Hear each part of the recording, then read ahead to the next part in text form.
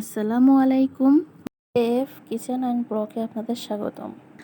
আগে থেকে জমিয়ে রাখা দুধের সর দিয়ে একদম সহজ উপায়ে খুবই কম সময়ে আমি খাঁটি গাওয়া ঘিটা বানিয়ে নিয়েছি। তারই রেসিপিটা আপনাদের সাথে শেয়ার করব। আশা করছি ভিডিওটা আপনাদের কাছে ভালো লাগবে। প্রতিদিন খাওয়ার জন্য আমরা যে দুধটা জাল করে থাকি, সেটা জাল করার পর ঠান্ডা হলে উপরে একটা সর পড়ে থাকে। সরটা আমার প্রতিদিন রাখতে রাখতে অনেক হয়ে গেছে, তো আমি এখন কড়াইয়ের মধ্যে নিয়ে নেব। কড়াইয়ের মধ্যে নিয়ে সরটা ভালো করে একটু ব্লেন্ড করে নেব, হ্যান্ড উইচ দিয়ে ব্লেন্ড করে নেব। দেখতেই পাচ্ছেন, এভাবে করে নিলে যে মাঝে মাঝে যে মোটা সরগুলো থাকে, দানা দানা থাকে, সেটা থাকবে না। অনেক ভালো একটা মাখনের মতো হয়ে যাবে।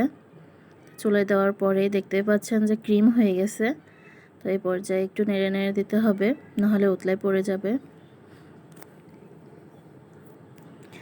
জালটা আমি ফার্স্টের দিকে একটু হাই দিব, তারপরে এই পর্যায়ে এসে জালটা আমি মিডিয়াম করে দিব। তবে এখন নাড়তে হবে, প্রচুর নাড়তে হবে, অনবরত নেড়ে যেতেই হবে, নাহলে নিচে ধরে যাবে।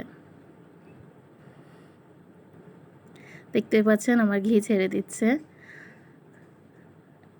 এই পর্যায়ে আমি চুলার আঁচটা নিভিয়ে দিব। এখন উতলাবে, এই জন্য একটু নাড়তে হবে যাতে ফেনাটা পড়ে না যায়। চুলার জাল এখন দেওয়া যাবে না, দিলে বেশি ডার্ক হয়ে যাবে। এই পর্যায়ে ঠান্ডা করে নিতে হবে, চুলা থেকে নামিয়ে চুলার উপর রেখে দিলে আরও বেশি পুড়ে যাবে।